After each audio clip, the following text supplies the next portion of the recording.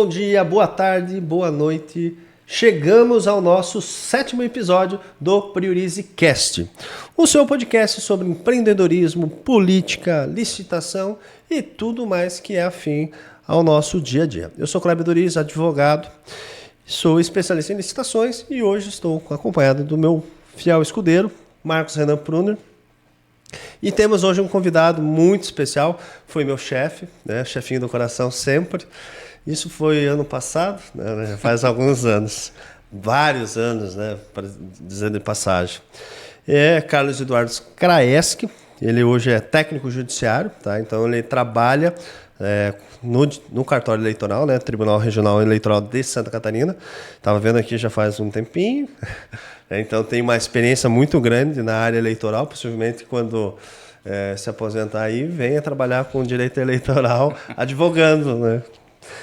Ele é formado em Direito e também em Administração com habilitação em Comércio Exterior. Nosso convidado hoje, ele é vamos dizer assim, parece que ele não consegue ficar parado, né? Eu anotei aqui poucas coisas, mas ele já, não sei se ainda trabalha com agente de viagens. Ele tem uma página sobre a Merak, depois ele vai falar sobre os projetos, transportadora, comércio, construtora, marketing digital. E aí, semana passada ainda a gente estava conversando, estava instalando piso vinílico. Parece que tem formiga e não para, né? Então, a ideia aqui, pessoal, é que vocês conheçam um pouco da história do Carlos. Você veja só, ele foge um pouco da regra daquela ideia de concurso público ficar estabilizado. Pelo contrário, né? O concurso público ele te dá uma visão, principalmente daquilo que você faz, mas ele continua trabalhando, empreendendo para realmente construir uma vida tanto melhor para a família, mas tanto pessoal, né? Porque isso agrega sempre mais valor. Renan, muito obrigado também. Hoje é sempre presente conosco. Estava participando de uma licitação, ganhou e agora já ficamos milionários com a licitação. Não, era uma licitação pequenininha, mas vencemos, né? Vencemos, aham. Gostaria de cumprimentar todos que estão nos assistindo, também agradecer, né, o nosso convidado aí por ter aceitado, né, e ter vindo aqui compartilhar toda a sua experiência, tanto na área pública, mas também na área privada, como esse currículo que você passou nessas, enfim, todas essas áreas que você já trabalhou, com certeza vai ser algo de grande enriquecimento e experiência tanto para mim como para quem está assistindo de casa. Então, muito obrigado, Carlos. Carlos, se apresente e já vai contando um pouco da sua história, porque aí a gente vai sapecar você nas perguntas aqui. Legal, Cleber. Bom, primeiro eu quero cumprimentar o pessoal que nos acompanha aí de casa, no trabalho, enfim, a qualquer horário, né? Um bom dia, uma boa tarde, uma boa noite ou de madrugada. Cumprimentar também o Luiz, que está sempre atrás das câmeras, lá fazendo um trabalho aí de excelência, né? O Renan sempre aí com as anotações pertinentes, aí eu sempre acompanho os podcasts em casa, sempre vejo o papel aí, como o Kleber falou, do fiel escudeiro, né? Braço direito do Kleber. E o Kleber aí, né, que agradecer pelo convite, né? E sei que desde a gente tá aberto aí, bater um papo bem legal. E desde já me permito te chamar de Kleber, né? Com certeza. Primeiro porque é difícil para mim, eu tenho que pensar em falar o doutor, né? Não que não seja merecido e adequado, né, o doutor. Mas como o Kleber falou, já trabalhamos junto, antes até de se formar em Direito, né? E eu me habituei a chamá-lo do Kleber e também eu sei que você não é dado a tantas formalidades, como eu falei, nenhuma, mesmo que adequadas, né, para a função de advogado, mas como você não é, assim como eu também não somos tão apegados a formalidades, me permito chamá-lo de Kleber durante o nosso bate-papo. Não, com certeza, por favor, né? Me chamando de doutor, eu falo, cara, eu digo, às vezes eu estou fantasiado de advogado e às vezes não, é só isso, isso que diferencia. Não gosto realmente muito de formalidade porque eu prefiro que as pessoas tenham um canal mais aberto de conversa e eu falo, doutor está no céu, né? Como tem gente que não gosta de ser chamado senhor, senhora, né? Eu também não gosto muito de ser chamado doutor. Carlos, vamos lá. A tua entrada aí no poder público iniciou lá em 2005, mas eu quero que você conte um pouco a história antes disso. O que você fazia antes do concurso ali no TRE? Então, Kleber, eu vivi uma época ali que era muito comum a gente tentar progredir, né, na questão principalmente de estudo, né? Meu pai e minha mãe só estudaram até a 4ª série, né? E eles sempre diziam que o maior orgulho deles era que os filhos tivessem ensino superior. Então isso era muito comum na época, né? Mas ainda era difícil, não tinha como hoje a gente ter um INC com tantos cursos aqui ao lado. Na época eram poucos cursos, né? E aí o meu irmão mais velho já estava fazendo economia, né, na Federal do Paraná. E quando chegou ali nos 17 anos, eu já, desde cedo, sempre trabalhei. Isso é uma coisa que já veio do meu pai, né? Sempre ajudei nos negócios.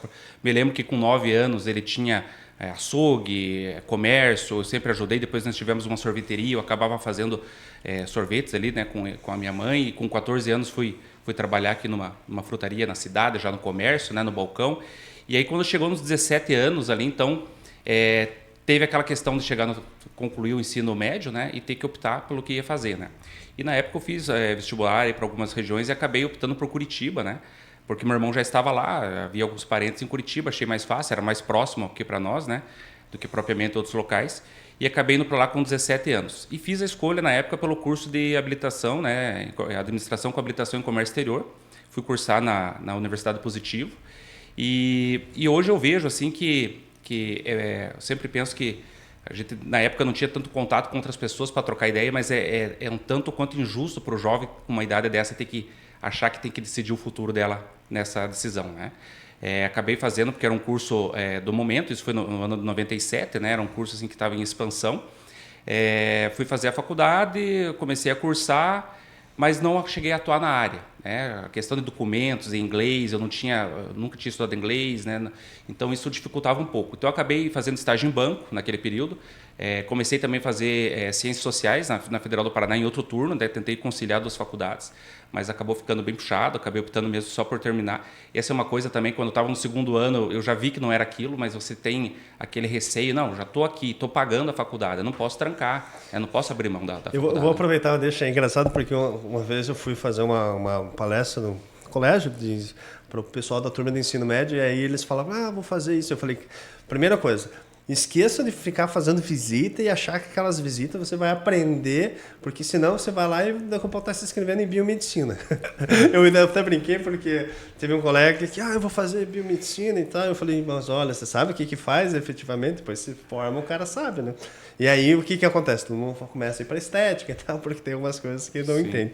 Mas é bem justamente isso, a gente vai, não sabe. Hoje é diferente. A primeira coisa que eu falei, bicho, olha as profissões. Hoje o profissional está na internet. Sim, então acompanha lá no Instagram. Eu quero ser médico. Acompanha no Instagram. Eu quero ser arquiteto. Acompanha o Instagram de arquitetos. Aí você vai entender o dia a dia. Sim, porque é muito mais fácil. Claro, para nós não tinha essa facilidade. Eu não tinha outros profissionais para conversar na época, né? Então era aquele curso do momento. Assim como vai passando, vai tendo outros, né? E é assim, tomar essa decisão assim, para um jovem é muito. Você acaba fazendo testes vocacionais no ensino médio, né? Os colégios te proporcionam isso, mas é mais ou menos para te direcionar a área, a área mais afim, né? Que você conhece, né? E eu sempre gostei de ciências humanas, assim e tal, mas é muito difícil. Então eu concluí o curso, né? Acabei fazendo somente estágio, alguns bicos ali. Na época, você imagina que isso era difícil, a faculdade paga, né? Então meus pais estavam pagando a faculdade para mim, então eu tinha que às vezes fazer um bico, alguma coisa para ter o meu dinheirinho para poder fazer minhas coisas enquanto adolescente, né? Acabei fazendo na época pesquisas para o Datafolha.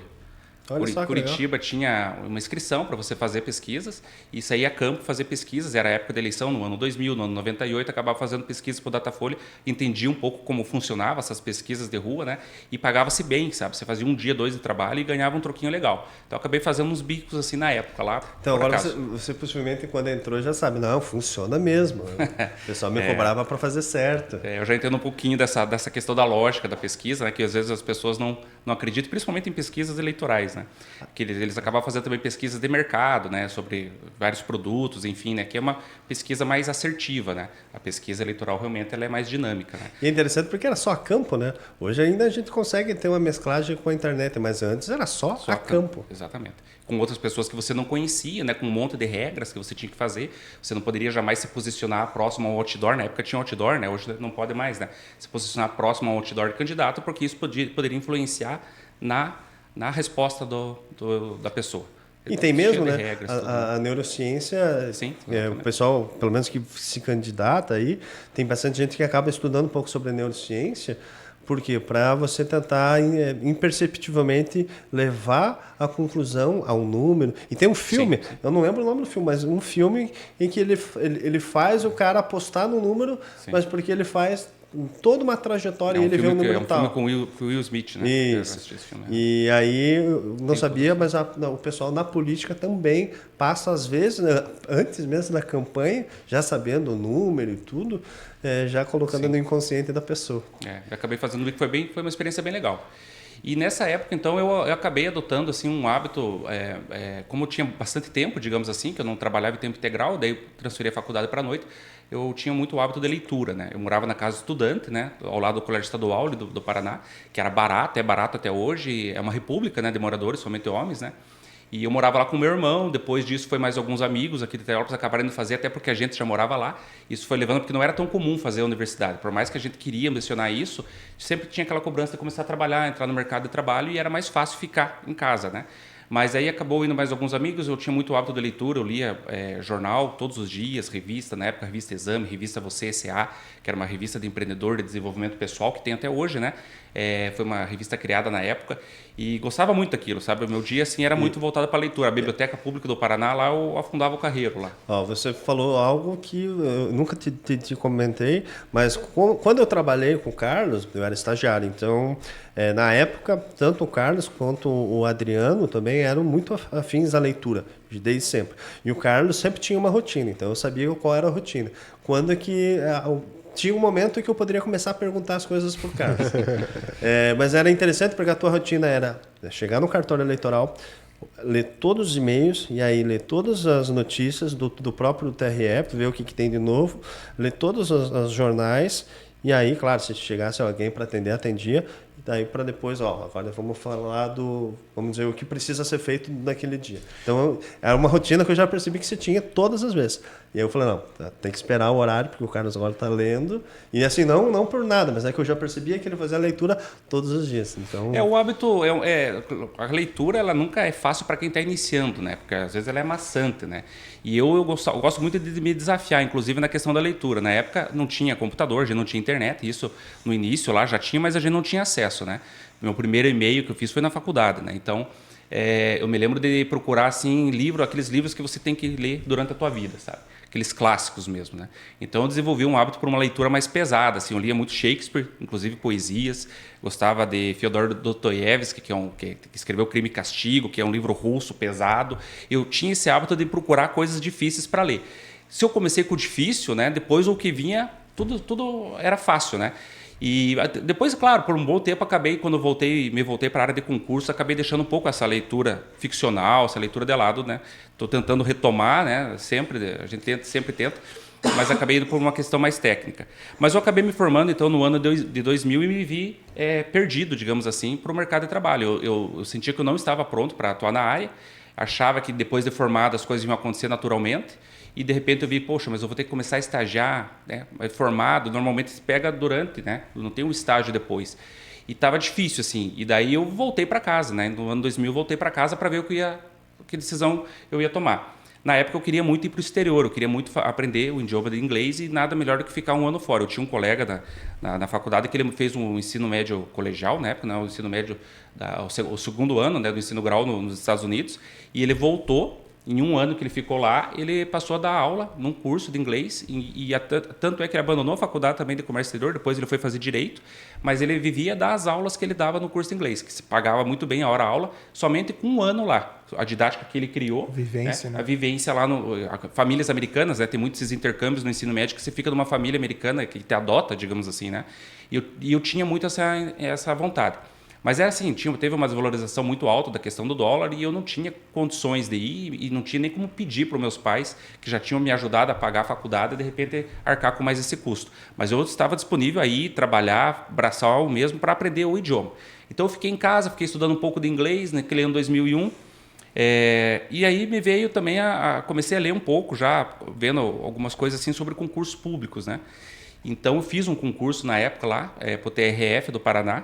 Me lembro até hoje, o salário era R$512, enquanto o salário mínimo era em torno de 160, mais ou menos. E eu pensava, se eu passar nesse concurso, eu estou feito, né? Você vê que a mentalidade. Então, vou me encostar lá e não tinha nem ideia do que ia fazer. E aí peguei a Constituição e comecei a ler a Constituição. Porque tem o direito constitucional. E esses concursos são muito voltados para a lei seca, né, que a gente fala, para não dar muito, abrir muito o leque de interpretação, porque senão daqui a pouco vai ver muitos recursos, né? Então fiquei em casa e o meu pai na época me levou para São Francisco do Sul, que ele tinha um amigo lá que fazia 20 anos que ele não via. E ele sabia que trabalhava no porto lá. E ele falou, olha, aquele cara tinha um cara lá, era meu amigo, tal, tinha uma mente muito aberta, vamos lá conversar com ele, trocar uma ideia, para ele te dar uma orientação. E eu fui lá e o cara falou, me lembro até hoje que o cara falou para mim o seguinte, olha, você tem 2 caminhos. Você fez uma faculdade, ou você pode continuar daqui, começando por baixo, vindo trabalhar de repente aqui no porto, que trabalha com isso, você vai ganhar pouco e dar um degrau, ou você pode dar 2, 3 passos atrás e começar de novo, numa outra coisa. E aí eu voltei, refleti uns dias e falei para o meu pai, não, vou fazer faculdade de Direito. Vou fazer faculdade de Direito, que também era uma área afim e que abre muito leques, inclusive para o concurso público, que já é algo que eu estava pensando. Aí fiz vestibular, fui estudar na FURB, em Blumenau, né, no ano 2002. Ainda nesses 4 meses antes, acabei de trabalhar numa loja aqui em São Bento, uma loja de imóveis, vendedor mesmo de balcão, numa loja de imóveis em São Bento. E aí acabei indo para Blumenau. Mas aquela coisa, a FURB também é uma faculdade particular. Então, chegando lá, eu não tinha também um emprego e eu não tinha mais como pedir ajuda em casa. Eu não me via nem no direito de pedir ajuda em casa. Então, assim, eu cheguei, já vou trabalhar no que for possível, porque eu preciso pagar a faculdade e me bancar. Então, eu cheguei, eu tinha uma conhecida minha lá que me arrumou um serviço no setor de fotocópias da FURB. Então, eu chegava às 7 horas da manhã para começar a tirar fotocópias para os alunos, né? Na época, tirava-se muito. Hoje, eu imagino que talvez não tire tanto. Fotocópia para os alunos. E fazia isso na parte da manhã, mas aquilo não era era suficiente para pagar a minha mensalidade, não era suficiente para eu me manter. Pagar aluguel, pagar comida, transporte para vir, enfim. Aí conheci um colega na sala de aula que era vereador em Blumenau e consegui com ele um estágio na Câmara de Vereadores na parte da tarde. Então, de manhã eu ficava no setor de fotocópias, saía de lá às 11h30, me deslocava até o centro de Blumenau, almoçava, entrava na Câmara de Vereadores, ficava até às 6 horas, saía às 6h30, estava na sala de aula, né? Voltava de ônibus, estava na sala de aula. Saía ali, chegava em casa às 11h30 da noite e outro dia a mesma rotina. Então eu não tinha tempo para estudar. Mas eu via que aquilo ali, a sala de aula, eu teria que aproveitar muito o curso de Direito na sala de aula mesmo, porque não estava me sobrando muito tempo. Eu já estava ganhando o suficiente, mas tinha que ter 2 empregos, né? E os 2 eram provisórios, eu não tinha uma garantia daquilo. Nessa época eu comecei a ler editais, né? Já na biblioteca da FURB, eu não tinha nenhum celular, na época eu não tinha nem internet e celular, mas eu não tinha nenhum aparelho celular. Então eu ia na biblioteca da FURB, normalmente no sábado, que era aberto à tarde, ficava lendo, e aí saiu um concurso para a Prefeitura de Gaspar, que é o município vizinho ali de Blumenau. E tinha um cargo lá que era fiscal de obras e tributos, né? Que era um cargo que pagava bem, né? R$ 1.019 na época. E eu falei, eu vou passar nesse concurso, vou focar nesse concurso, porque tinha também técnica na administração, mas eu pensei, pouca gente vai querer fazer o de fiscal de obras e tributos, porque nas atribuições não são muito legais, né? Não. Você tem que ir... Gaspar não pode receber mais o Carlos. Pouco, né? Nada legais. Gaspar, conhece o Carlos? Não, ele não pisa mais aqui. Na época foi o primeiro concurso para fiscal de obras, tributos e posturas, né? Então não tinha essa função. Então, o que acontece? Eu fiz o concurso, por sorte, né? Estudei, acabei estudando no final de semana, acabei passando, sendo aprovado, com uma pessoa que morava lá, que era advogada, também atuava como advogada, mas preferiu o concurso público, e mais um rapaz da cidade de Brusque. E eu passei no concurso, a gente entrou e eu já caí para o lado de obras, né? Pro lado de obras. Ela ficou com o lado da tributação, para vistoriar comércio e tal, e eu fiquei com o setor de obras. Então, assim, como não tinha todo quanto é obra em Gaspar, que é uma cidade maior, né? Estava, digamos, irregular, né, do ponto de vista de projeto, de aprovação da prefeitura. Poucas pessoas faziam isso, porque não há o hábito de você fazer. Se você não quer financiar, não tem porque muitas vezes você aprovar o projeto, averbar, né? Isso é um costume, né, que a gente tinha, né? A gente vê muito isso aqui, né? Aqui, em todas as cidades. Uma outra cidade que tem, talvez um setor mais, vamos dizer, mais organizado, até toma cuidado, mas geralmente, cara, o cara começa a construir e daí depois... Precisa ter, né? Porque a gente via galpões, assim, de 2.000 metros quadrados que não tinham um alvará. Claro, eu não vou entrar em polêmica, mas a gente vê isso acontecer muito nas praias. E aí o pessoal constrói, às vezes, sem o projeto estar aprovado, e lá, às vezes, o pessoal manda pôr pro chão. Eu, às vezes, fico um pouco pé da vida, porque aí você vai olhar nos morros lá e tá tudo tudo daquele jeito e ninguém põe pro chão, sabe? E aí, às vezes, uma construção, porque não atingiu o negócio ou fez em área que não poderia. Ali na época tinha na beira-mar que divide Blumenau com Gaspar, né? Gaspar ali do ladinho, né? Tem a área do rio Itajaí, né? Então havia, bem na época, um pouco antes, havia dado uma cheia e tinha tirado várias pessoas de lá que estavam em escolas, morando em escolas, porque o município teve que alocar elas em algum espaço, né? E aí, quando eu entrei lá, as pessoas voltavam a construir nessas áreas. Então, caiu pra gente essa parte também de acompanhar isso aí. Então, assim, no início, eu ouvia muita coisa nas obras, né? Você vai conversar, normalmente é o pedreiro que está lá, a gente não embargava a obra, a gente dava uma notificação, pedia para o proprietário procurar o setor da prefeitura para iniciar o projeto, né? Iniciar lá. Às vezes ele tinha o projeto, mas não tinha essa aprovação, porque tudo isso gera despesa e a pessoa quer economizar ao máximo, né? E foi muito prazeroso, assim, aprender sobre isso. Enfim, eu tinha ótimos colegas de trabalho, foi um período bem bacana de trabalhar lá. Só que tinha um desgaste nisso, né? Porque você chegava numa área, você tinha que ouvir, né? Então, assim, aí peguei algumas áreas invadidas, pegamos um problema num programa habitacional do governo que tinha 30 casas e tinha uma fila de espera para colocar as famílias lá. E faltava ligar a luz apenas, houve invasão nessa área. Invadiu-se 5 casas. E tira como depois? E aí como que tira? Porque daí a pessoa que vai lá para o nosso lá, jurídico. Entra lá a pessoa normalmente com filhos, com crianças, como que você faz? E aí foi o primeiro ano, foi o segundo, eu fui levando, né? Já ganhava um pouco mais, já comprei meu primeiro celular, já estava achando que estava no mercado de trabalho estava bom para mim, né? E continuava a faculdade, tinha pouco tempo para estudar. Aí teve um episódio que uma vez eu fui chamado para impedir a construção de uma casa na beira do rio mesmo, né? Porque era na beirada do rio ali, faixa de domínio, faixa do rio ali, né? E eu fui lá no final da tarde e tive que embargar a obra, né? Porque não poderia construir. E era assim, eram casinhas de madeira pequenas e no dia seguinte a pessoa está morando dentro, né? Então você tinha que tomar aquela atitude ali. E o que eu ia fazer, né? Então eu conversei com o secretário e chegou a questão ali que a gente ia demolir, né?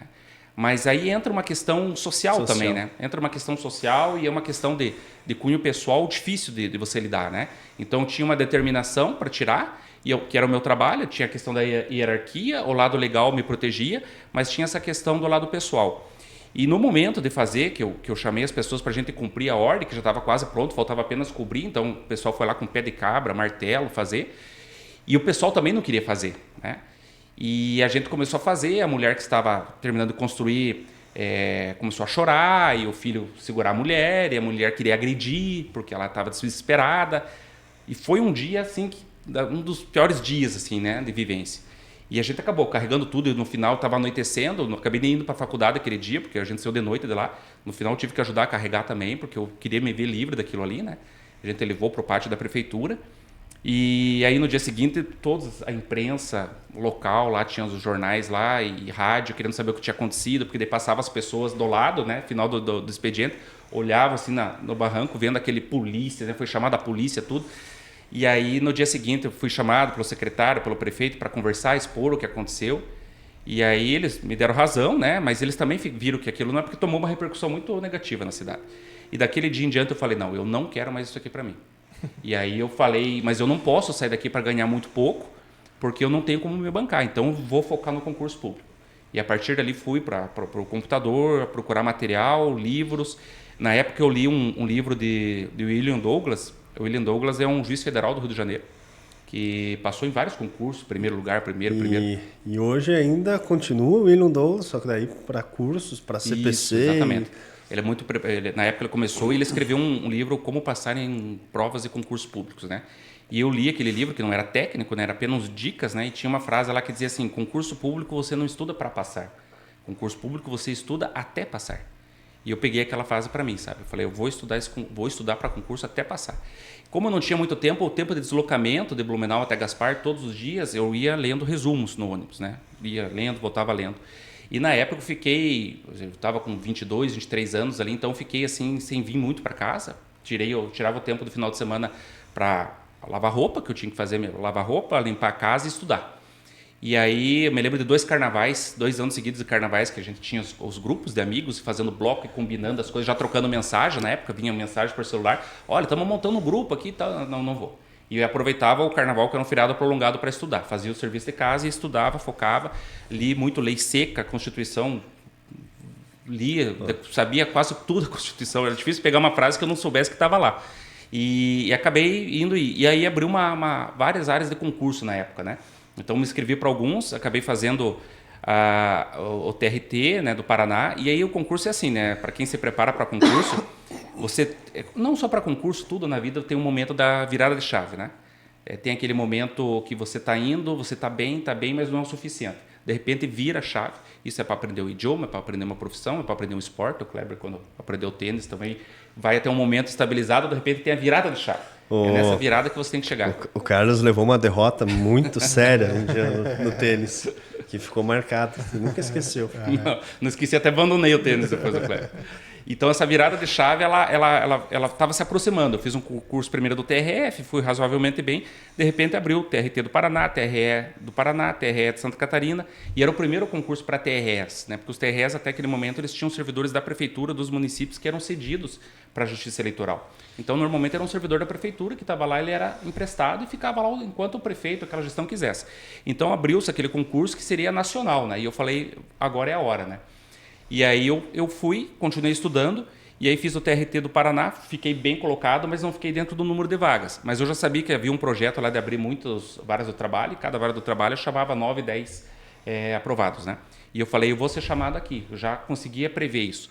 Mas eu falei, mas pode acontecer de eu não ser, você não tem como trabalhar com isso, então eu vou continuar estudando.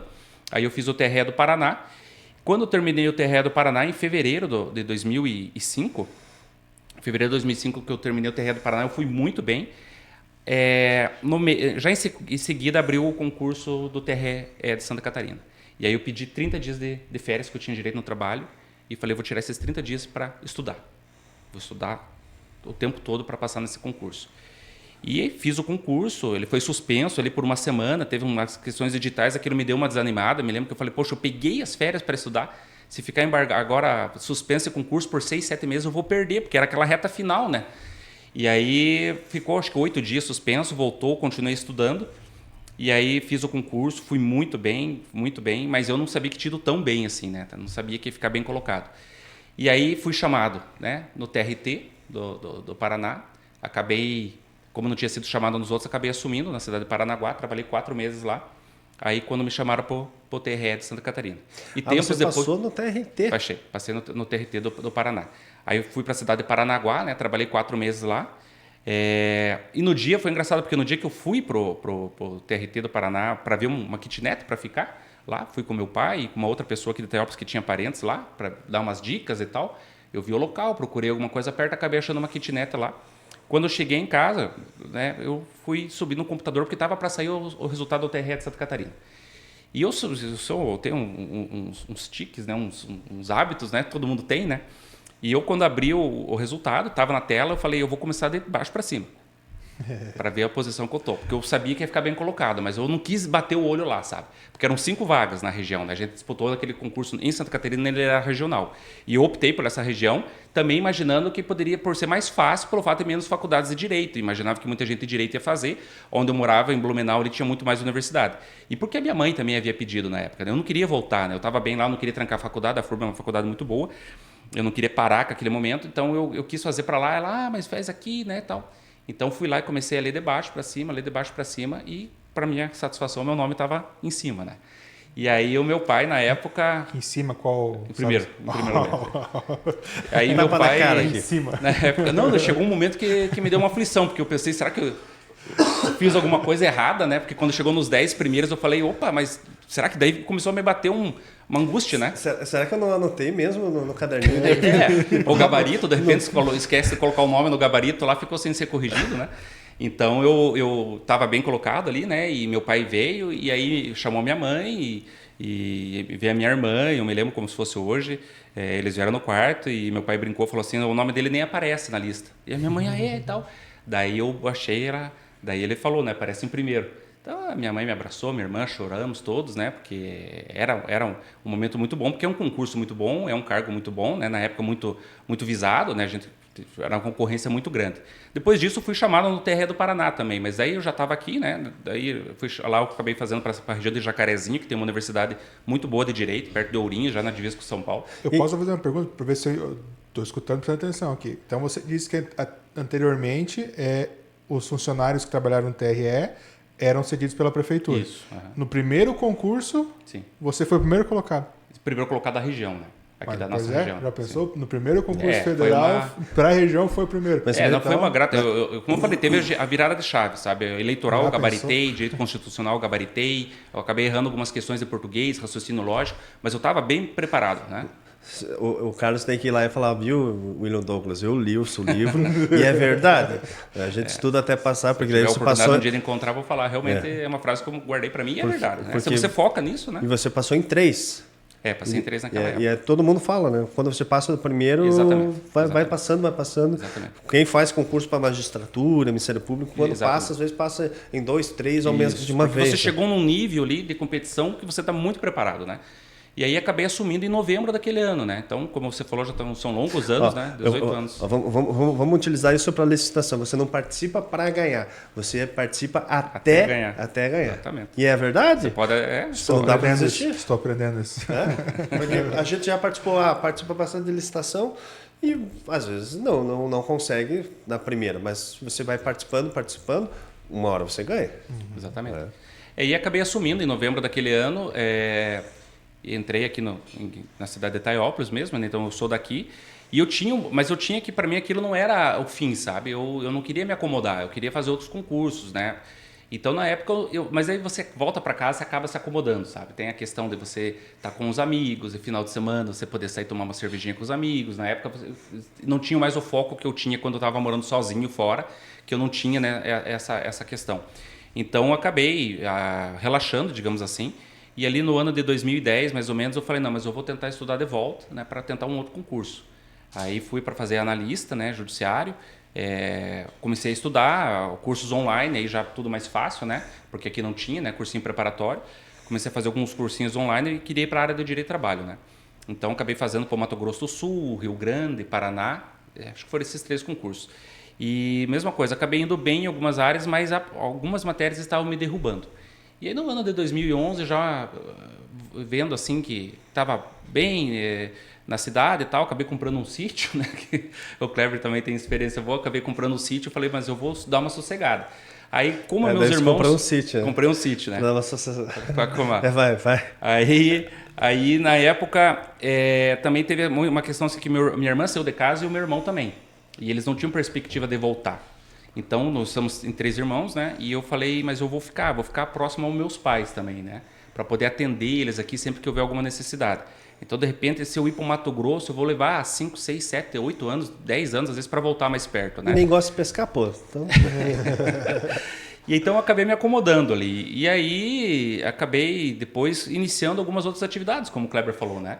Porque daí você começa a ter uma estabilidade financeira, você tem essa veia, às vezes, ainda te provocando para fazer algumas outras coisas. Alguns ramos eu entrei mais por uma questão de... Nem era muito para uma questão que eu queria entrar, mas foi uma coisa que você desenhou como transportadora, com caminhões, né? Quando a gente tinha 2 caminhões. Eu digo assim, ele não queria dar se estressar. Aí comprou um sítio para não ficar mais acomodado. Aí foi lidar com o caminhão. 2 erros. Hoje já não tenho mais os 2, né? Não digo que é erro o sítio no sítio, você tem, é muito bom, né? Mas dá trabalho, né? Dá trabalho. Mas caminhão... Não, caminhão, eu não era da área, né? E na verdade é uma preocupação constante, né? Caminhão na estrada é preocupação constante. Eu não dirigia, mas eu tinha que cuidar, né? Então, nós tivemos um caminhão roubado, né, em Porto Alegre e não conseguimos mais recuperar, mas aí tinha um seguro, né? Mas aquilo já deu uma desanimada. E me lembro depois que o dia que eu vendi, né, o segundo caminhão, o motorista estava em São Paulo, estava trazendo um frete para cá e me ligou dizendo que tinha batido o caminhão naquele dia. Um ônibus tinha fechado ele tudo. Então, até chegar aqui, só que acabou não sendo muito estrago. Acabei tendo que consertar para entregar o caminhão. Mas eu falei, não quero mais me envolver com isso. Ainda que foi, né? Porque quantas vezes o pessoal comenta, não, bati o caminhão. Em quê? Uma moto. Puxa vida, né? Aí começa, né? Todo esse transtorno. E fora que, pelo menos, você não levou nenhuma trabalhista, porque quem eu conheço que lida com transportadoras, tenho muito advogado aí, colega meu, que transportadora é um nicho excelente. Porque realmente é difícil você fazer tudo certo. Mas como o Carlos estudou para fazer concurso para o TRT, então já sabia, né? Sabia do risco, né? Aí acabei também fazendo algumas outras coisas aí, reflorestamento, né? A gente tem um reflorestamento com meus irmãos, aqui na cidade de eucalipto e... Os 200 mil pés. Depois acabamos fazendo algumas outras coisas, né? Mas aí eu quis tirar um tempo assim para mim também, sabe, para poder aproveitar bem assim. Então acabei fazendo algo que eu tinha muita vontade, mas antes eu não tinha condições de fazer, que era viajar, né? Comecei a fazer algumas viagens e isso para mim agregava muito como desenvolvimento pessoal, né? Eu tinha muito aquela vontade e, como eu falei, sempre me desafiar, né? Eu nunca quis fazer viagem turística fácil, né? Mastigadinho. Então, eu sempre digo que para viajar, você viaja já não preparar a viagem, né? Se é uma viagem mais longa, você tem que se organizar. Caminho, né? A viagem é todo um trajeto também. Sim. Aí acabei fazendo um mochilão, né? No ano de 2013. 2013 eu fiz um mochilão.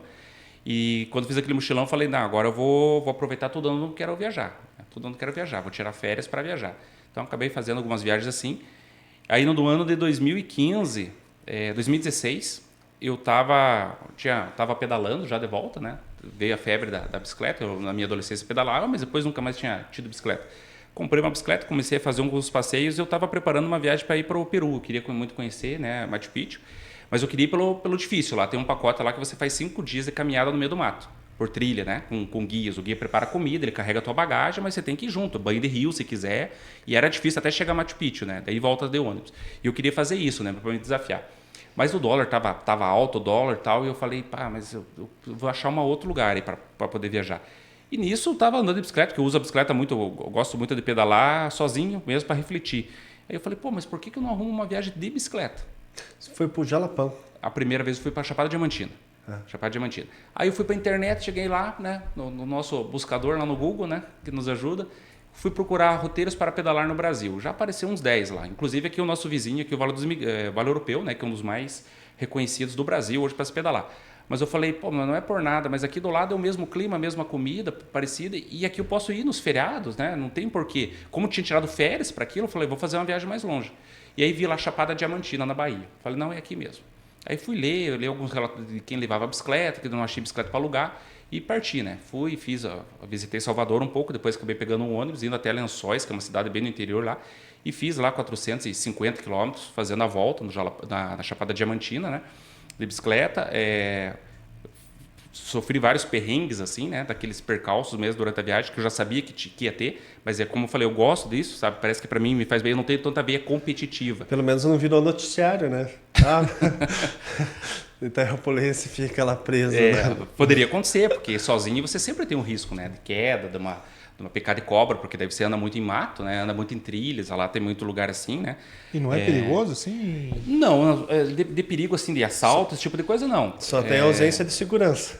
O maior perigo, na verdade, era, assim, animais mesmo, né? Quando você está andando ali, andei em mato, escutava os barulhinhos, às vezes lagarto, alguma coisa assim, né? E questão de trânsito, né? No momento que você está no asfalto, você está sujeito, né? Sempre até eu evito asfalto, sabe? Eu tenho um pouco me sinto muito tenso quando pedalo em rodovia. Prefiro andar, assim, em estradas de terra mesmo. Mas foi bem bacana, fiquei 10 dias pedalando lá, levei saco de dormir para fazer acampamento selvagem, mas acabei não fazendo, acabei ficando só em pousadas, né?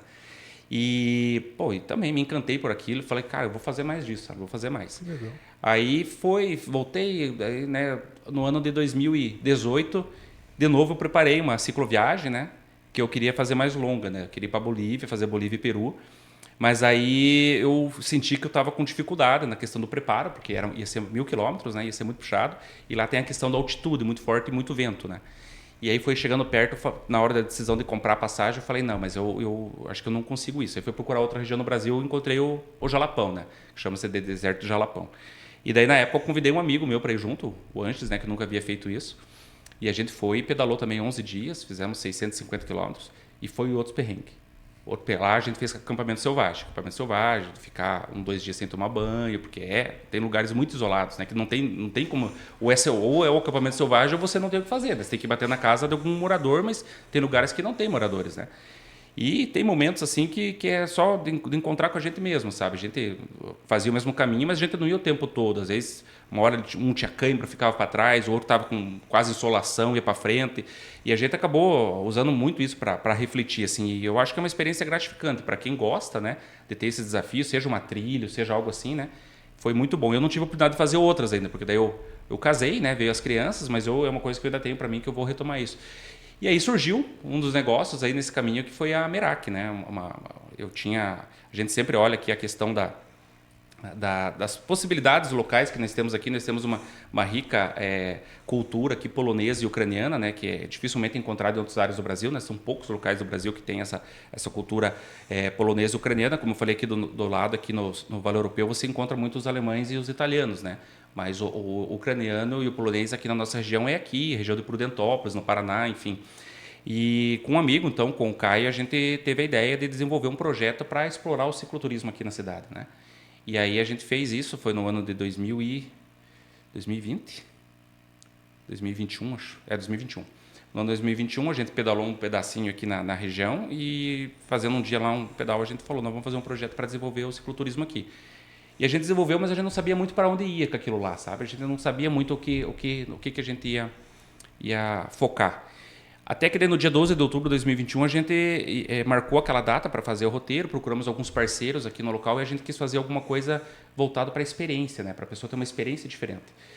E como que a gente vai atrair pessoas para a primeira vez, né? Então a gente teve uma ideia de procurar pessoas influenciadores no meio do cicloturismo a nível nacional, né? Então a gente foi para o Instagram, aí, rede social, procurar pessoas e mandar mensagem no privado, convidando as pessoas para virem pedalar o nosso roteiro, que nós íamos bancar tudo para elas. Tudo, menos o deslocamento. Mas a gente ia bancar a hospedagem, que com os nossos parceiros a gente ia ter que pagar a hospedagem, a comida, a bebida, enfim, era tudo por nossa conta. E a gente trouxe pessoas aí com livros, tem o Beto Ambrosio, que é um rapaz que estava morando no Mato Grosso, que vive disso, né? Hoje a vida dele é voltada para cicloviagem, cicloturismo, tem livros escritos, já fez uma viagem de 3 anos aí pela região da América do Sul. Outras pessoas do Paraná, a Suzy também tem livro escrito, enfim, não vou nem citar nomes aqui, mas foram 12 pessoas.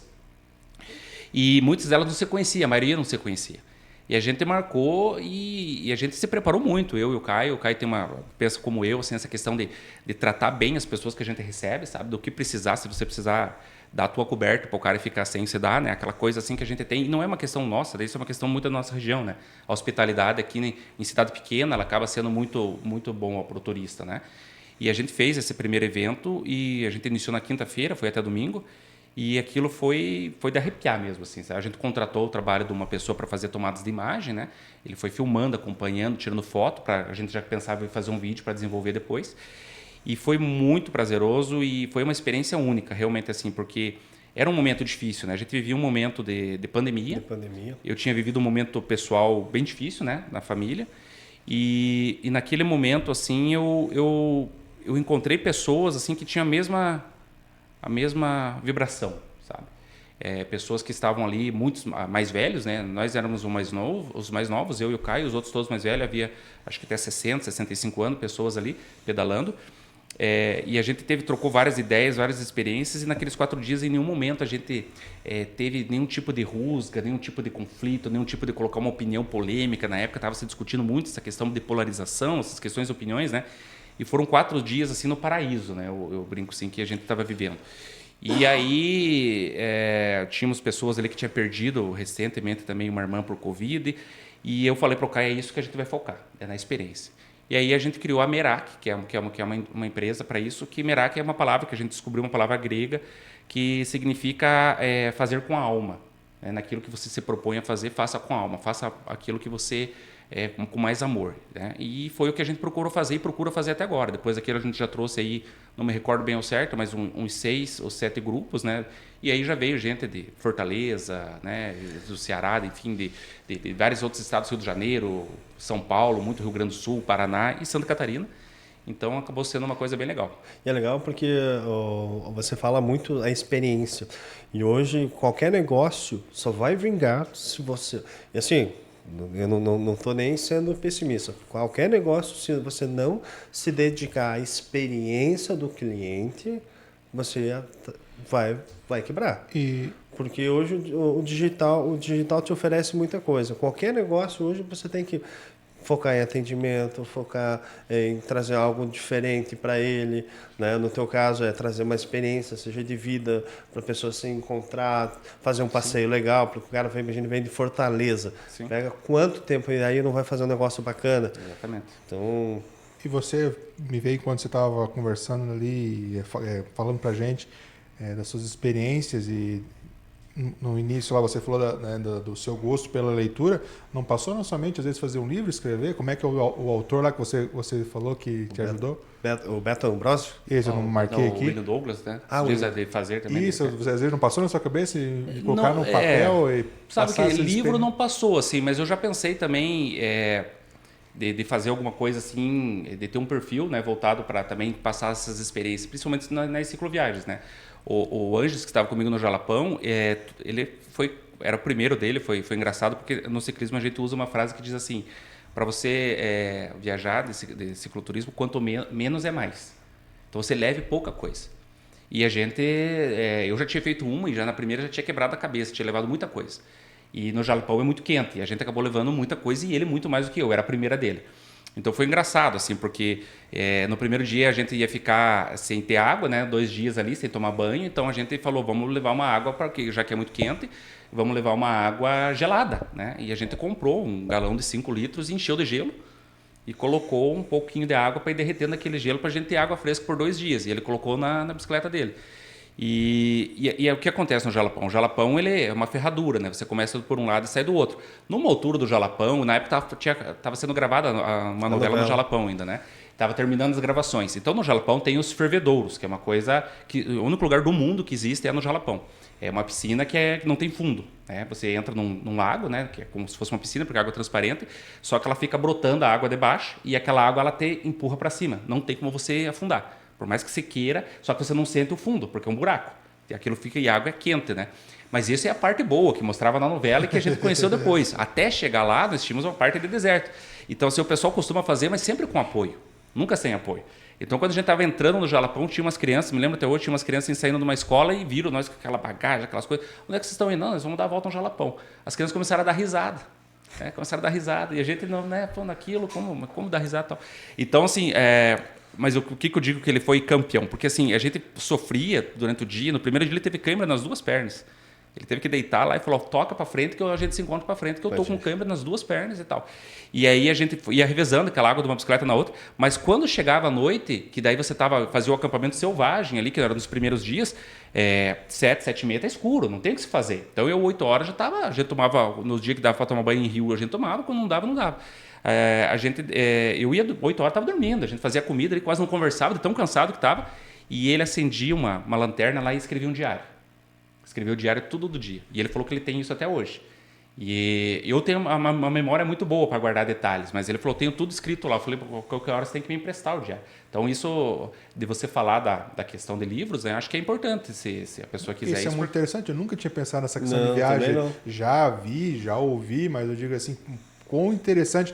Né, vocês me conhecem, a gente tinha um clube de escotismo, né, os bravadores, então essa parte Sim. de acampar, desde os meus 10 anos, eu acampar, quantos acampamentos eu já fiz, né? Só que eu nunca pensei nessa questão de bicicleta e unir essas duas questões e você se aventurar, né, pelo mundo e como você falou, ir para lugares com culturas diferentes, com, né, alimentações, onde você vai...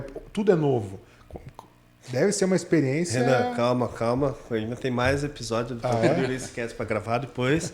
Depois tu abandona tudo e vai pro mundo. Mas é legal a ideia de você anotar, fazer um diário, escrever o teu dia a dia. Você pensa só depois que você...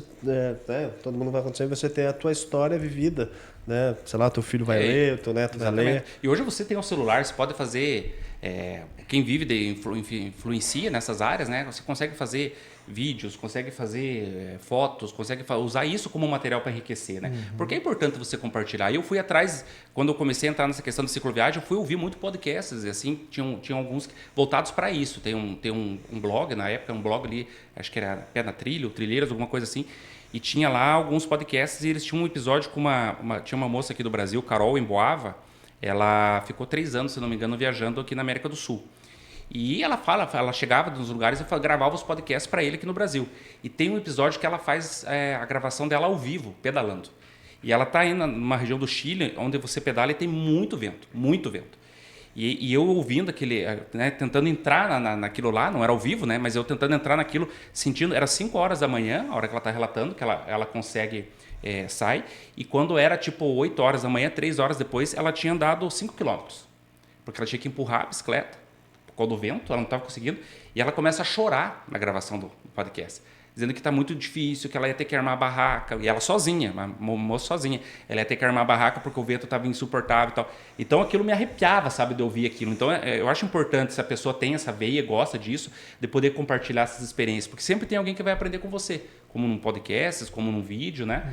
Então, assim, Steve Jobs dizia, né, que para você fazer algo excelente, você tem que amar o que faz, né? Então, eu procuro fazer isso, sabe? Eu procuro fazer coisas que me desafiem, mas que eu sinta prazer em fazer. Não apenas coisas fazer por buscar, né? Se desafiar faz parte da nossa vida, né? É quase a Mirac que você falou, né? Mirac. Faça com amor, faça porque você gosta do que você está fazendo. Não tanto voltado para essa questão de... Ali no caso, a gente não era tanto voltado para a questão de lucro, né? Não era esse o nosso... Tanto é que a gente na primeira vez, a gente teve que arcar com tudo, teve um custo alto ali, porque a gente queria que as pessoas conhecessem o que tem de melhor, que é a nossa gastronomia, a nossa culinária. Então, a gente preparou um pacote voltado para aquilo ali. E acho que todos que vieram depois daquilo vieram atraídos também para essa divulgação que a gente fez a primeira vez.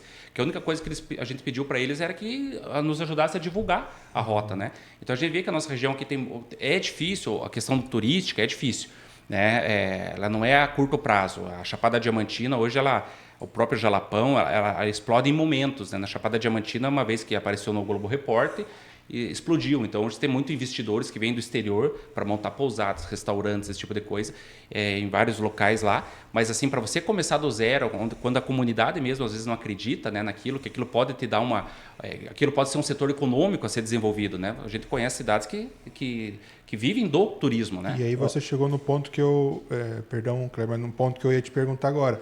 Você falou que fez nessa rota aqui na nossa região, que a parte, né, a cultura eslava, né, não tem em tantos lugares, né, Itaiópolis aqui a região.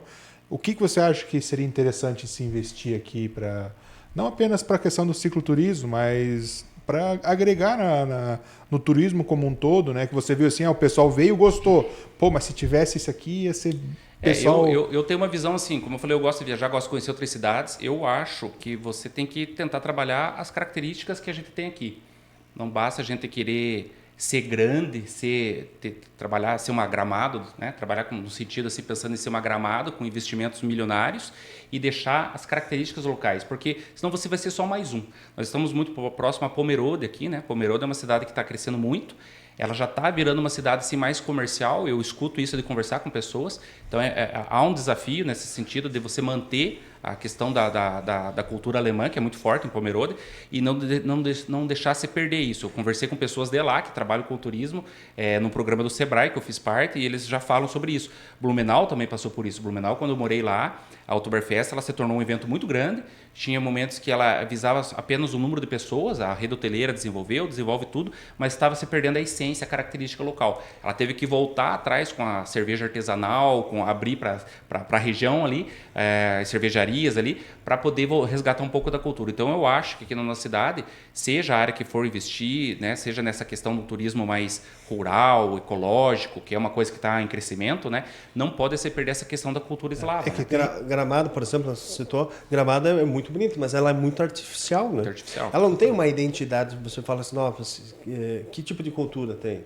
E aqui na nossa cidade, pelo contrário, a gente tem toda uma identidade, o problema é que não é explorada em nada. Não. Né? Se você pegar a única construção aí que a gente tem um pouquinho mais de identidade é a nossa prefeitura, mas de resto... você praticamente não tem mais identidade. Nem um lambrequim, né? Você poderia, toda obra pública vai ter um lambrequim. Eu digo, não é você criar, porque a identidade nossa seria essa. E essa parte que o Carlos está comentando aqui me veio que o prefeito Mas conversou no episódio anterior, dessa questão de profissionalizar, mas no sentido de dar evidência às pessoas que vêm visitar o município, os municípios vizinhos que têm a cultura, como digo, eslava, polonesa, ucraniana, o que a gente tem para oferecer? Como você falou, a culinária é diferente. Eu sou natural de Blumenau. Quando eu vim para cá, eu não sabia o que era boi ralado, não sabia o que era luxo, não sabia o que era pirogue, né? Então, eu comentei, quando a gente vai para Blumenau ou vem algum parente de lá para cá, eles ficam fascinados com a e é legal a Mafra, citar a Mafra, porque Mafra faz uma certificação para tentar Isso, colocar os produtos, né? Começar a você produz queijo, então vamos fazer uma certificação para você colocar no mercado. Ele falou, não só para você ter cadastrado e você vender localmente, mas você ter a possibilidade de você, na tua cidade, ele vai ter um produto colonial, um produto agregado, para vocês jogar para fora. E Mafra está fazendo isso, certificando, ajudando esse pessoal a certificar. Você veja só, vai ao encontro ao que vocês estão fazendo. Daqui a pouco você tem todo o cicloturismo pensado e você tem todas as propriedades que produzem mel, queijo, qualquer coisa. Daqui a pouco tem um pirogue. O pirogue lá está certificado. Pô, vou levar. Sim. E uma outra questão, além da culinária, a gente poderia pensar até na parte artística, eu digo assim, a gente às vezes fazer oficinas de pêssega. Tão legal, a pessoa, eu digo assim, a gente vê nos filmes, né, a pessoa vai para Nova York e volta com vê aquele globinho que tem a Estátua da Liberdade, alguma coisa assim. Pô, por que não seria legal uma pessoa vir aqui visitar Itaiópolis e levar uma peça para casa? Pedem isso, as ou até mesmo ela pedem fazer, né, sendo instruída a fazer, ela com a arte que ela for fazer, mas numa cultura que ela está aprendendo ali. Para quem não acompanha a Merak, então já vou colocar lá. Acompanha a Merak, vai estar aí o Instagram também embaixo. A Merak também não é só cicloturismo, é a experiência pós-chegada do evento. E aí eu gostaria que você contasse um pouquinho, porque aí tem essa parte artística, tem todo o negócio. Eu não vou contar tudo, né, que rola, porque senão ele perde um pouco. A gente até evita de publicar, quando a gente está fazendo a cobertura do evento, a gente publica muito nos stories, né, mas nos stories está ali 24 horas e some, né. Então no feed lá do Instagram, que é a rede social que a gente hoje mais trabalha, né, a gente procura divulgar apenas algumas coisas para não perder o gostinho, né. Mas a gente faz tudo isso da pessoa... Porque assim, o cicloturismo, se você for ver as estradas, né, acaba sendo muito parecido você pedalar aqui, ou no Vale Europeu, que é aqui do lado, ou o Circuito das Araucárias, que é a região de São Bento, que também é muito forte, e que já são circuitos aí criados há mais anos, né? E teve um apoio lá dos órgãos, né, dos governos, ali, das prefeituras. Mas então, aqui na nossa região nós temos uma característica única, né? Porque nós temos mais estradas dentro do município do que todas essas regiões ali. Então a gente só envolveu o município de Itaiópolis, né? A gente não precisou fazer consórcio com outros municípios como é lá embaixo, né? 7 municípios, outros 5 municípios. Então, mas para pedalar na estrada, a gente tenta, claro, levar em locais assim diferenciados, né? Fazer uma rota.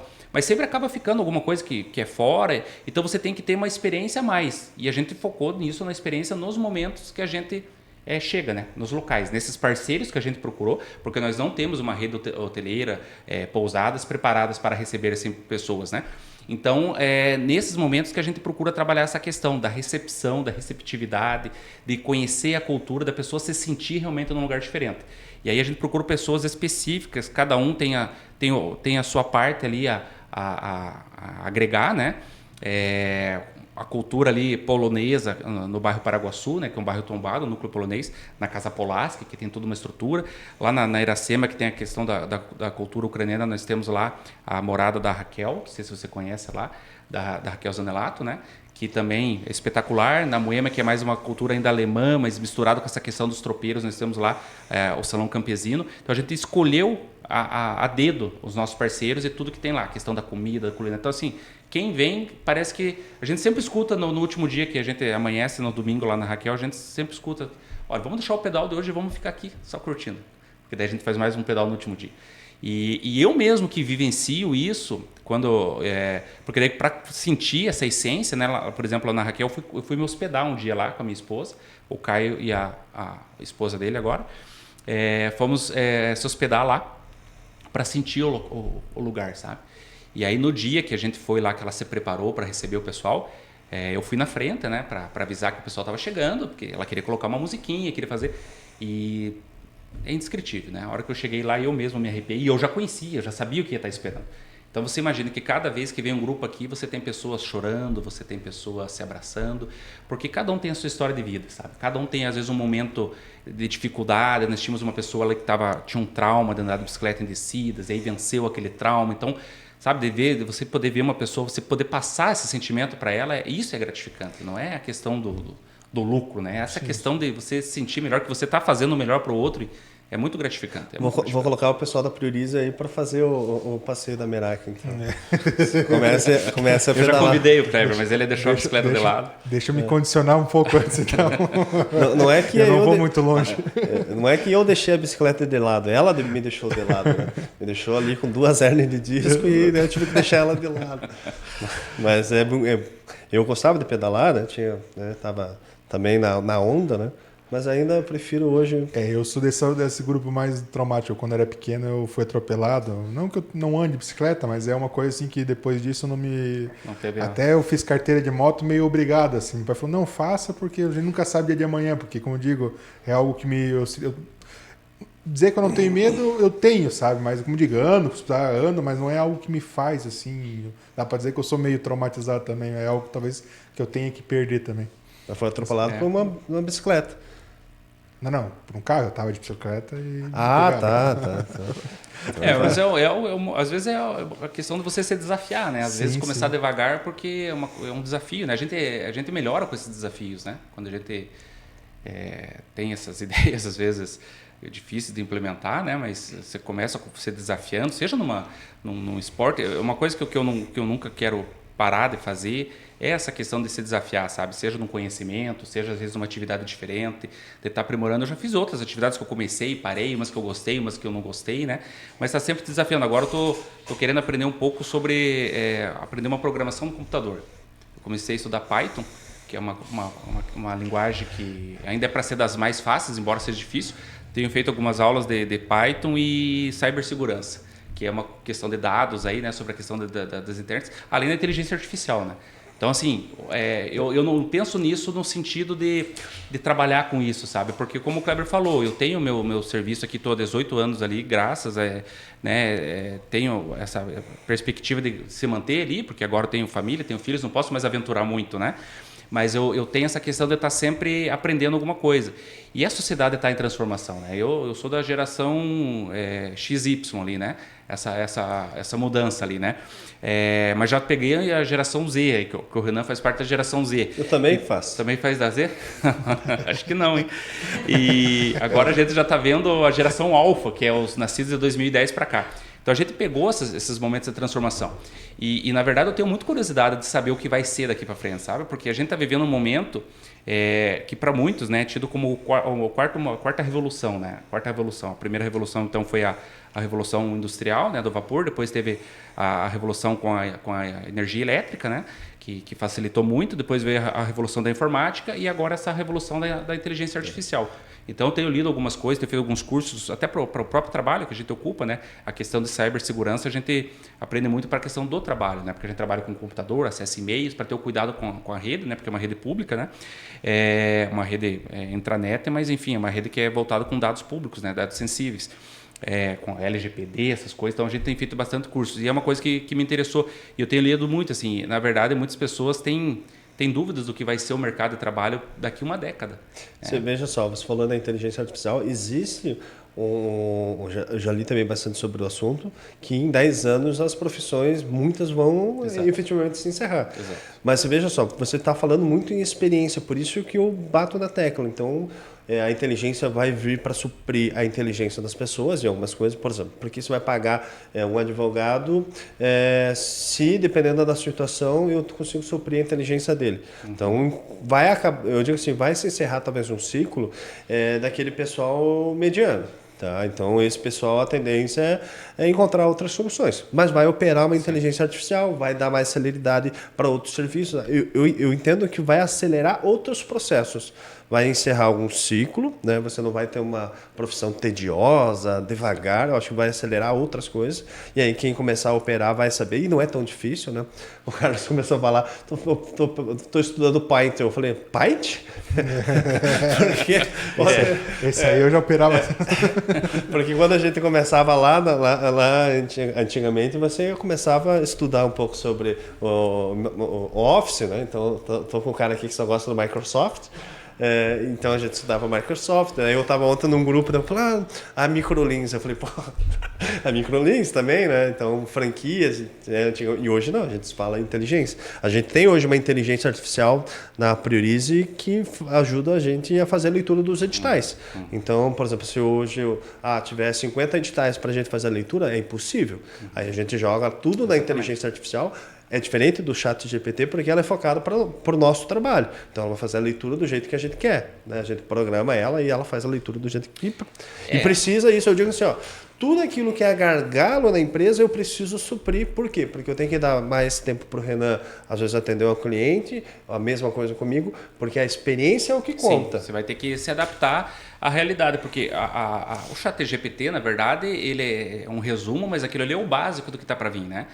Já há estudos, por exemplo, você imagine que você está conseguindo fazer consultas médicas, né? Não é uma coisa liberada, mas é uma coisa que já está sendo feito, consultas médicas que o nível de acerto da inteligência artificial está sendo superior ao do médico em consultório.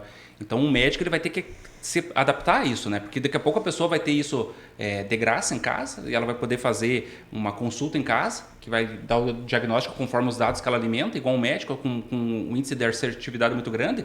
Por que ela vai querer pagar a consulta? Então, a sociedade está se transformando, né? A gente não sabe, eu não consigo prever o que vai acontecer daqui a 10 anos, por exemplo. Você pode imaginar algumas situações, mas assim como não existia nem o WhatsApp um tempo atrás, que é uma coisa básica, hoje em dia, se você for ver, troca de mensagens instantâneas, daqui a 10 anos a gente está uma evolução grande. A própria questão da moeda digital, né? Esse ano o Brasil está trabalhando com o Drex, né? Que é para implementar no mercado, que vai ser a moeda digital, não é a forma de pagamento como o Pix, vai ser a moeda digital. Aí você vem com toda essa questão de tokenização, essas palavras difíceis aí do momento, que você é um mundo em aberto, né? E essa geração que vem agora, os mais novos, eles já vão nascer e crescer nesse mundo, né? Isso. E sempre tem, né? Charles Darwin, né?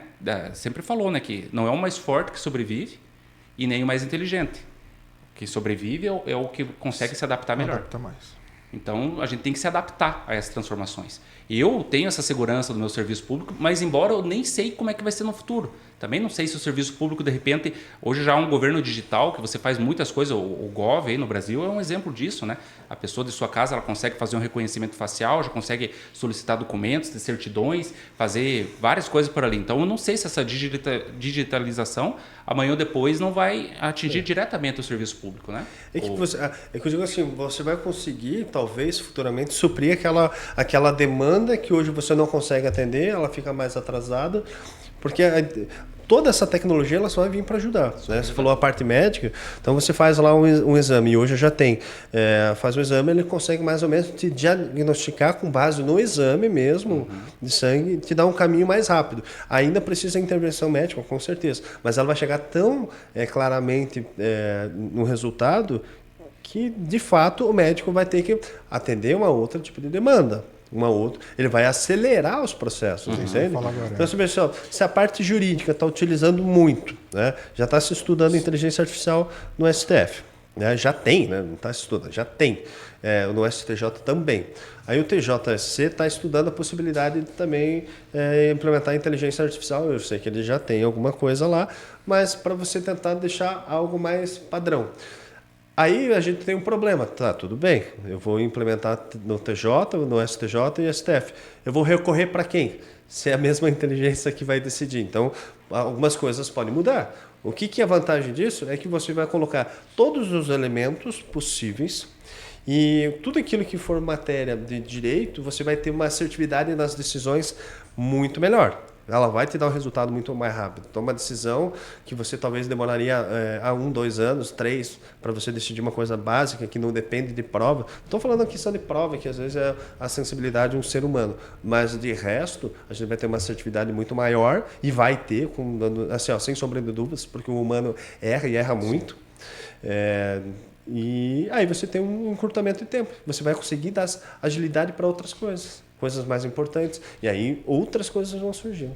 Mas é a adaptação. É se adaptar. E não tem caminho de volta. Não é uma situação de você querer ou não, né? Tudo bem, você pode, né, a pessoa que já tem ali uma vida, digamos, mais tranquila, mas a gente tem os filhos, tem o que vem e vai vindo. Então, naturalmente, você vai ter que se preocupar com eles, né? Porque essas transformações, elas estão ocorrendo, elas vão continuar ocorrendo. E para a gente não ficar para trás ou não ser ficar mais velho, ser aquele velho chato que é contra tudo, né?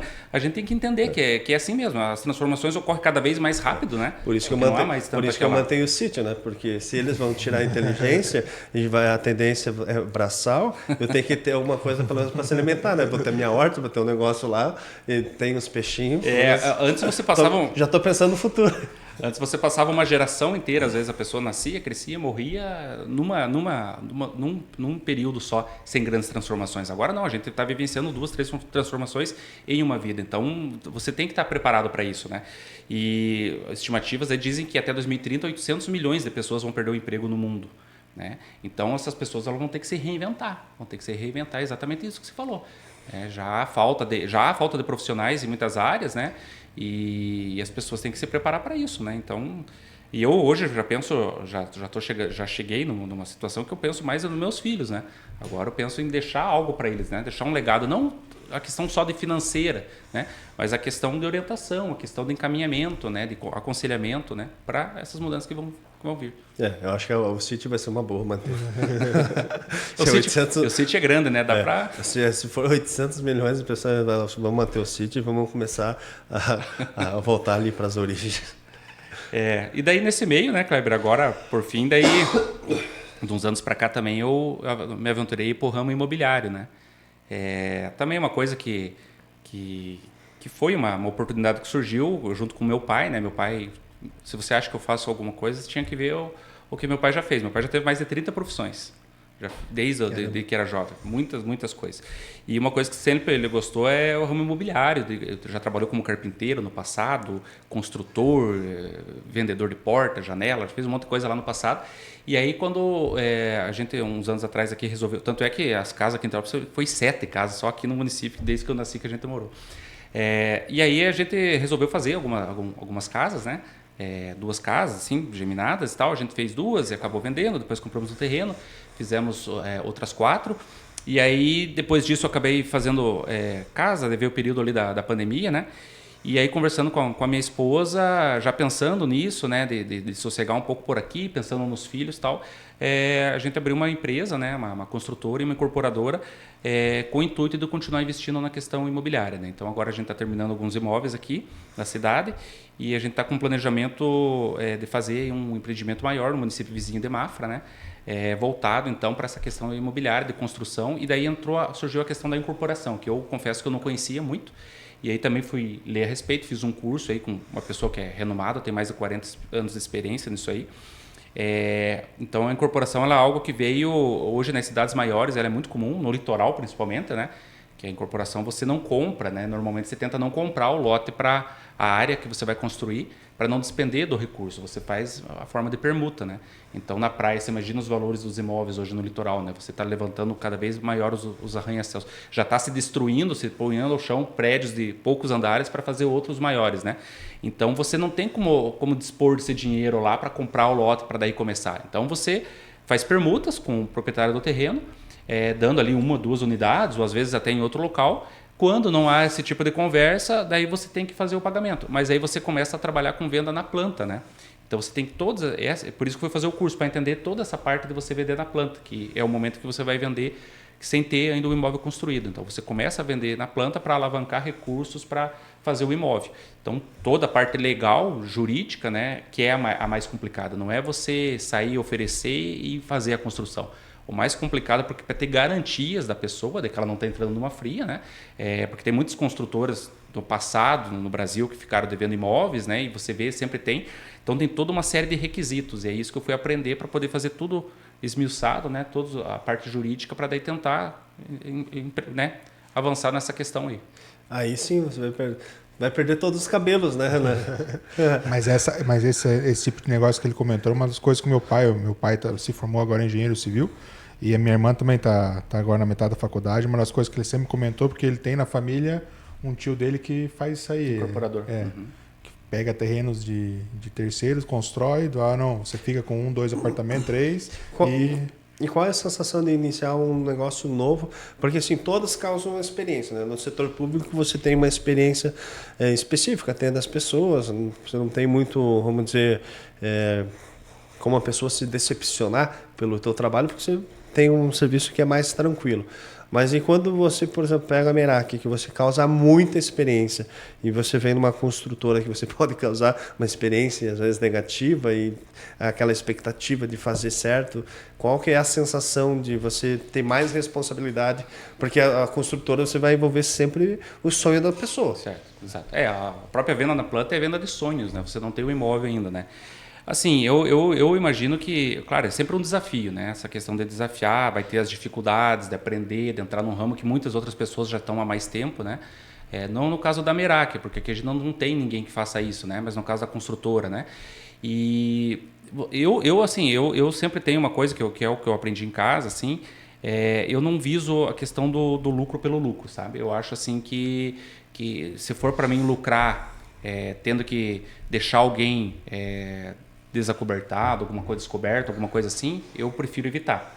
Então, no caso da construção é a mesma coisa. Assim, a gente sabe que o construtor, quando ele tem um imóvel, ele tem 5 anos de responsabilidade civil sobre erros estruturais ali, né? E eu prefiro tirar do meu bolso, se eu precisar refazer alguma coisa em 5 anos, do que ter uma pendência judicial, do que ter um litígio judicial para discutir, porque eu entendo a pessoa que está lá. Às vezes ela é o sonho dela, como o Kleber falou, então ela fez um financiamento, ela comprou. Então o que acontece? Para evitar isso, eu já procuro fazer um pouquinho diferente. Eu já pego mão de obra, não pego a mais barata, eu pego mão de obra que trabalhou para mim, já fez casa para mim, fez casa para os meus pais. Não é normalmente a mão de obra mais barata, acaba pegando também material de mais qualidade. Aí entrou a questão do piso vinílico, que você brincou, né? No começo ali, que como eu não faço nada desse braçal, não tenho conhecimento elétrico para fazer uma parte elétrica, não tenho conhecimento, e eu confio no meu detalhismo de fazer as coisas assim, eu pensei, poxa, eu precisava de alguma coisa para agregar valor nesses imóveis, para ter algo diferente que agregasse valor e eu não precisasse despender mais, porque no final você tem que ter um lucro, né? E você tem uma margem, você não tem uma margem muito grande para trabalhar, você não tem, principalmente aqui na nossa cidade, a gente tem uma camada que aquele imóvel vai dar certo para ela. Então a gente não tem assim uma grande procura, uma demanda, né, sobrando para poder vender qualquer coisa. Então eu fui fazer um curso de instalação de piso vinílico. Eu fiz um contato com uma empresa que faz cursos em São José, na região de Palhoça ali, e fui fazer um treinamento lá, passei um dia lá fazendo um treinamento para colocação de piso vinílico, porque é algo que eu tinha feito na minha casa, que eu contratei um profissional para isso, e eu achei muito bom, sabe? Foi uma coisa que eu coloquei e falei, poxa, que acertado, eu nunca tinha trabalhado, é parecido com o piso laminado, né? Mas ele te proporciona um conforto térmico, é melhor do que o piso gelado, que a gente aqui na nossa região sofre muito, né? E eu falei, vou fazer esse curso e vou instalar nesses imóveis. Então, daí semana passada, o Kleber me mandou mensagem, eu estava lá fazendo a instalação, né? Nessas obras que eu estou terminando ali, deixei para o final isso aí, para não ter nenhum problema de dano ali, estou fazendo por conta mesmo. É uma experiência legal, o bom é isso, você mudar de áreas, você sempre tem experiência, sempre está aprendendo. A Merak faz com a alma e a parte construtora dá a alma mesmo. Então, mas assim, é uma experiência gratificante. Mas claro, você sempre tem esses riscos, né? E a gente tem que entender que o mercado é disso, né? Se amanhã ou depois surgir alguma questão, a gente tem que estar preparado para isso, não levar para o lado só para essa questão de empresarial, não, eu tenho que resolver isso aqui de outra forma. Não, vamos e a parte do marketing digital, porque você estava estudando também. O marketing digital foi para entender como é que funciona essa questão da internet, sabe? Assim, dos tão chamados aí algoritmos, né? As pessoas, a gente sempre conversa com as pessoas, pô, mas eu falei um negócio lá, começou a me aparecer agora nos anúncios, né? Eu acessei um negócio lá, agora aparece em tudo quanto é a rede social que eu vou, tá lá. Não, e eu fui aprender sobre isso mesmo, que é assim mesmo, né? A gente sabe que é preparado para isso, né? A gente falou em Merak, tá aparecendo. Exatamente, é assim que funciona. Eu fui entender um pouco disso, de funcionar, como é que funcionam os impulsionamentos, até porque daí na Merak a gente trabalha também com isso para divulgar o nosso trabalho, né? Então essa questão de impulsionar nas redes sociais, de pagar por isso, né? Que isso é um caminho também sem volta. Agora a outra rede aí do momento, o TikTok, né? Que é uma rede mais diz-se mais para o jovem, né? Mas já é uma rede que está trabalhando muito os anúncios comerciais e ela vai entrar nisso, né? Tudo que no começo começa de um jeito para atrair as pessoas e depois vai chegando no limite. Então você fala muito que o Instagram não entrega mais as postagens orgânicas, né? Que aqui era só para os teus seguidores, naturalmente vão ficar ali vendo as tuas postagens. Ela vai direcionando porque é uma empresa, né? Ela visa o lucro pelo lucro. Então, a partir de certo momento que você já está lá, está, né, envolvido ali, já depende dessa rede para mostrar o teu trabalho, ela para muitas vezes de entregar organicamente porque ela quer que você pague mais, né? E aí eu fui entender um pouco do digital por isso, né? Até a questão de afiliação, de afiliados, de produtos, muitas pessoas vivem do digital. Pega muito o jovem hoje em dia, essa geração Z, dizem que uma das grandes diferenças dela é o mercado de trabalho, né? Porque no nosso tempo, a nossa forma de conhecimento era de cima para baixo. Era o professor na sala de aula, os pais em casa, né? O padre na igreja, era assim que a gente aprendia. Hoje, essa educação ela é horizontal, né? Porque o jovem ele tem acesso ao conhecimento na internet, sem depender do pai, da mãe. Então, muitas vezes diz que a geração Z ela já não quer ter a mesma profissão do pai. Ela procura, não quer mais ter uma profissão definitiva, entrar num trabalho e ficar até se aposentar lá para ter sua casa, seu carro. Ela procura experiências, ela procura às vezes ter mais de um emprego ao mesmo tempo. Então a gente teve muito jovem assim, eu quero trabalhar na internet, quero trabalhar em casa, quero escolher o que eu vou fazer, né? E até mesmo a questão do chefe, ela não tem mesmo a mesma dos mais antigos de obedecer essa hierarquia. Ela pode respeitar o chefe, mas às vezes ela quer saber por que ela tem que fazer assim, né? Que é o caso lá da prefeitura. Claro que no setor público você não tem essa margem, né? Mas vem às vezes uma ordem, você tem que cumprir. Eu fui acostumado assim, né? No superior. Mas o mais jovem não, ele é mais questionador, né?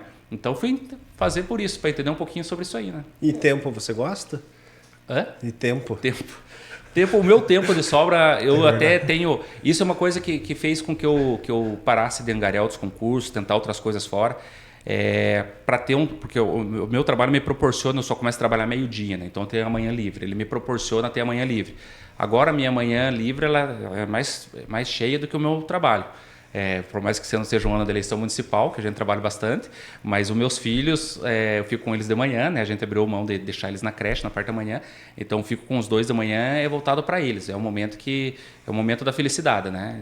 Então, assim, você tem que dosar, né? Você tem que procurar equilíbrio. Você também tem uma menininha pequena, né? Sabe que tem que, por mais que você goste, queira, eu gosto, então eu, às vezes aproveito a oportunidade para ouvir um podcast, para assistir um vídeo, mas eu tenho que ter o tempo para eles. Eu não posso deixar isso de lado porque passa muito rápido e também eu acho que eu estou conseguindo, pelo menos até agora, tirar esse tempo para eles, de estar acompanhando o desenvolvimento deles ali pequenininho, né?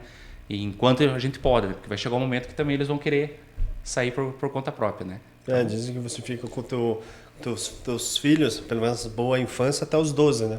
E aí depois você vai se desgarrando e tal. O que é natural, né? Então mas eu tenho conseguido conciliar essas coisas, às vezes nos espaços, né?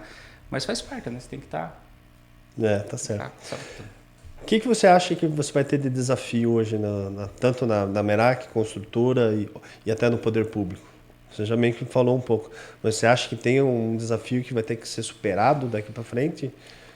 Olha... Ou ainda é tudo muito curioso para saber? Não, no poder público, na verdade, há desafios, sempre vai haver, né? No poder público, né? No nosso caso lá, eu trabalho no eleitoral, então a gente vive um momento muito conturbado, né? Nos últimos 6, 7 anos, aí, bastante conturbado. E é uma coisa que eu procurei afastar, né, de mim, assim, porque a justiça eleitoral, como um todo, ela sempre foi um órgão muito respeitado na sociedade brasileira. Não é à toa que está quase completando 100 anos, mas ela passou a sofrer ataques também, né? E eu procurei me isolar disso, né? Então a pandemia, que a gente ficou mais afastado, digamos assim, das pessoas, também foi um momento que eu me retirei assim de algumas coisas assim, porque mesmo assim com grupos de amigos, de frequentar determinados lugares, me mantive mais recluso porque eu sabia que esse assunto estava muito vigente, né? E todo mundo tem que ter uma opinião sobre tudo, né? A gente vive um momento assim que é difícil, assim, você vê tudo que surge, tudo quanto é notícia, pode ser uma guerra na Ucrânia, pode ser uma eleição nos Estados Unidos, pode ser uma reforma previdenciária, todo mundo tem uma opinião sobre tudo e muitas vezes sem conhecimento, né? Então eu busco também um pouco do conhecimento para não ficar nesse senso comum, às vezes, de entrar nessa onda de simplesmente virar um repetidor do que você ouve aí ou vê por aí, sem saber a fonte, sem buscar a fonte, porque hoje virou muito assim, né? Fulano disse, você vai ver o fulano com base no quê? Às vezes com base na cabeça dele, né? Então, assim, eu acho que esse desafio, no meu trabalho, assim, a gente tem, assim, tá tranquilo essa questão, Mas a gente tem que se isolar, sabe? A gente não pode querer debater muito nesse ponto, assim, porque a gente não tem nada para provar no dia a dia. A gente já faz um trabalho de excelência há bastante tempo, já é aprovado na hora certa. Nós estamos no momento eleitoral. Daqui a um mês, o Tribunal Superior Eleitoral ele faz um tão conhecido, por poucos conhecidos, mas conhecido que são testes onde hackers tentam fraudar a urna eletrônica.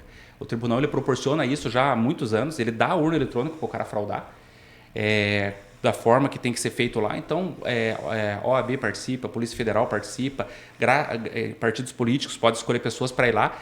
Mas por que o tribunal, porque ele desconfia da urna? Não, o tribunal ele proporciona isso para que as pessoas também encontrem determinadas possibilidades de falhas. Então, nós temos na urna eletrônica mais de 30 camadas de segurança. Né? Para quem é da área de informática entende que a camada de segurança é como se fosse cada uma fosse uma porta. Então, a gente tem 30 camadas de segurança lá. E cada vez que eles fazem isso, eles fazem para aprimorar mais. E já ajudou-se. E o cara está estudando programação, Python aí, para entender e participar do próximo edital. Mas sabe que é interessante, porque a gente tem que falar muito sobre... O pessoal pergunta da segurança da urna eletrônica, e eu, como não sou da área de computação, de programação, eu tenho até dificuldade de explicar a parte. Né? A parte de código-fonte, essa parte interna da urna. Eu consigo passar a parte que eu conheço, né? Que é a parte mais básica, o que a gente faz. A gente não programa a urna aqui, né? A gente simplesmente instala o programa que já está pronto, está lacrado, né?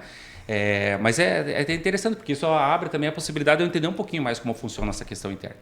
E os demais desafios que você comentou... no próximo edital você vai lá e já... agora eu vou fazer. Espera aí um pouquinho. Os outros desafios que você falou, acho que é seguir em frente.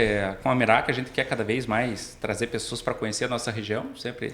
Tem planos diferentes para o futuro? Algo... sempre tem que estar pensando em alguma coisa, né? Mas agora, no momento, não. Agora estou mais vivenciando a família mesmo. Esse investimento na construtora, na incorporadora, eu imagino que pode ser algo... Porque o mercado imobiliário ele não para nunca, né? Ele sempre tem demanda. O Brasil tem uma demanda muito grande. E o imóvel sempre é tido como um ativo muito valioso, né? Você não tem desvalorização do imóvel, né? Você só tem valorização a longo prazo. Tanto é que muitos investidores acabam comprando imóveis para investir mesmo. Ela não está comprando um terreno às vezes para construir. É para valorizar, vender depois, ou mesmo um apartamento para alugar, para vender depois. Então eu imagino assim que pode ser algo também, vamos ver no decorrer dos anos aí, mas que se der certo, talvez até para os meus filhos ficarem nessa área, né? De repente eles vão fazer assim como o pai do Renan, uma faculdade de engenharia civil, ou arquitetura, ou alguma coisa assim, né? Eu estava vendo o dono da VEG, aí ele comentando, né? Quando começou lá a primeira empresa, ele falou, tinha uma salinha pequena, depois pegamos um lugar 40x40, e aí eu falava com meu irmão que lá já seria para os meus filhos, né? Porque 40x40, né? E aí ele contando, né, que tem não sei quantas indústrias aí espalhadas pelo Brasil e pelo mundo afora. E é isso, né? Às vezes o cara vai de um sonho, dá a condição para o filho e para os netos, para os bisnetos, além do... na verdade, assim, você trabalhar, se você quer construir um patrimônio razoável, ou quem tem sonhos maiores, né? Dizem que tem uma frase que fala que a felicidade é o que resta dos resultados depois de subtrair das nossas expectativas. Então, assim, se você tem expectativas muito grandes, sempre você não tem tempo para ser feliz. Né? Porque você sempre quer pensar naquilo, naquela questão, alcançar aquilo, o melhor carro, a melhor casa, outro carro, casa na praia, terreno e tal. Mas tem que ter essa dosagem, né? Tem que ter uma sobra ali para ser a parte da felicidade. Né? Então, assim, aquele investidor americano muito famoso, lá, o Warren Buffett, né? Ele tem, a fortuna dele é estimada em 85 bilhões de dólares, né? E eu não sabia, ele está com 89 anos, né? Dos 85 bilhões, 81 bilhões ele conseguiu depois dos 65 anos de idade. Dá tempo então. Então, e daí o que fala, se eu estou lendo um livro Psicologia Financeira, nesse livro fala essa história, né? E daí ele fala lá que o que fez ele chegar a partir dos 65 isso ali, é porque ele tem uma constância na vida toda. As coisas não são muito fáceis. Não é assim, vou abrir um negócio aqui, já vou ficar rico ali. Não é assim que funciona. Isso é a exceção da exceção. Mas ele tem toda a trajetória dele foi nesse sentido. Então ele foi construindo aos poucos. Depois dos 65 anos ele ficou tão grande que ele conseguiu multiplicar por 10, 20, 30 vezes aí o que? Exponencial, muito mais, no caso. Eu já percebi que eu não sou a exceção. Carlos, estamos chegando ao fim do nosso podcast, tá? Fico muito agradecido aí por tê-lo como convidado, por toda essa experiência de vida. Quem está nos assistindo viu que não é simplesmente se acomodar, sempre tem que se desafiar e colocar novos desafios, sejam ele de esporte, sejam ele de empreendedorismo, sejam ele para a vida, né? Familiar. Então, eu marquei aqui, ó, dedicação, compromisso, disciplina, determinação, a Mirac, no caso, é fazer com amor e sede de aprender. Pelo menos foi uma das coisas que, escutando você... E a incorporadora da alma. Eu que quero agradecer, Kleber, se me permite, eu queria dar 3 conselhos, digamos assim, para o pessoal que está em casa, que eu aprendi na vida, né? Assim, não é conselho técnico, de graça. Tem aquela frase que conselho, se for bom, se não dá, você venda. Eu discordo um pouco, eu acho que o conselho você tem que dar mesmo. Se o conselho é bom, que compartilhe, né? Que as pessoas levem para frente, que sirva para outros. 3 coisas que eu posso dizer assim que para mim servem, assim, que eu procuro sempre levar em consideração nas minhas escolhas de vida mesmo. O primeiro dele busca o conhecimento, né? Busca o conhecimento. O conhecimento é algo que ninguém tira de você, né? Diferente de outras coisas. Então, sempre procure. E isso não quer dizer que tem que ser conhecimento técnico. Isso pode ser outros tipos de conhecimento, né? Hoje a internet ela nos possibilita muito, né? Você pode acompanhar um podcast desse, pode fazer. Se você não gosta de leitura, por exemplo, você pode assistir videoaulas, pegar cursos prontos, gratuitos. O YouTube é uma plataforma muito boa. Temos aí cursos, eu estou sempre angariando isso aí, USP, ITA, as federais, institutos federais, Fundação Getúlio Vargas, tem vários cursos, desde planejamento familiar, planejar aposentadoria, gastronomia, horta, tem curso para tudo gratuito, né? Muitas vezes com certificado. Então, busca o conhecimento, né? É um conselho que eu deixaria. O segundo conselho que eu acho que dá para... que eu poderia deixar, assim, que eu sempre procuro levar em consideração é não se preocupe com a opinião dos outros na tomada das tuas decisões. Claro que você tem que se cercar das tuas pessoas que são mais importantes para você, né? Os familiares mais próximos, trocar ideias com elas, ouvir conselhos, pedir conselhos, mas com os demais, raras exceções alguém torce por você, ou quer que você progrida, ou vai se importar. Às vezes a crítica é a crítica pela crítica, né? Então não dá para se preocupar muito com os demais. Não deixe assim que as pessoas abafem a voz interior, né? Se a pessoa tem uma vontade para fazer alguma coisa, vai em busca do seu sonho, né? E o terceiro acredite em você, né? Acredite em você, mentalize, seja uma pessoa positiva. A gente sabe que a vida ela nos derruba várias vezes, né? Isso faz parte da vida de todos nós. Nos põe obstáculos. Ela pode nos derrubar, mas a gente tem que levantar, né? A gente tem que seguir em frente, né? O Kleber passou situações pessoais, eu também passei situações difíceis, mas a gente tem que se levantar, tem que estar pronto para... E nada nesse ponto você não pode se entregar, você tem que ter o pensamento positivo, né? Para seguir em frente e deixando essa negatividade que muitas vezes assola a sociedade, deixando de lado isso para você ter uma vida mais de boa, né? Um deboísta, né? Um seguidor do deboísmo. E quero agradecer também o Luiz, né? Pelo trabalho dele ali, e agradecer o Renan também pela parceria aí, pela conversa, o Kleber, e desejar também quem nos acompanha em casa aí que tenha sido em casa, no trabalho, no carro, né? Que tenha sido um bate-papo bem legal aí. Pô, sensacional. Vou parafrasear uma frase que um amigo sempre fala, o Nilson Adamcheski. Fantástico. Esse último conselho, depois eu pago ali por fora para vocês, tá? Vocês não vão pagar, mas eu pago ali por fora esse conselho, porque valeu muito a pena. Carlos, agradecido demais. Pessoal de casa, até o próximo podcast. Lembrando, tá? Quase esqueci. YouTube, dá um joinha, curta, compartilha. Siga a gente nas redes sociais, tem Instagram, tem Kleber Dorize, Merac, tá? Digita lá Merac, vai encontrar no Instagram. A construtora, depois eu pego ali o Instagram bem certinho. Como é que é o nome? Samac. Inclusive, Samac. Né? Samac. Então é esse da alma mesmo. Na verdade, o nome de Samac, né, é do nome dos filhos, né? Samuel e Matias, e o Cade Kraesk, porque já fiz algo pensando neles aí para frente. Você vê, eu já pensei que era alguma coisa japonesa. Você vê, japonesa a gente já ia acreditar que o negócio ia funcionar mais, né? Não é japonês, isso aí dá certo. Pessoal, agradeço. Lembrando que tem na Amazon e Spotify também lá o nosso podcast. Até a próxima. Valeu, gente.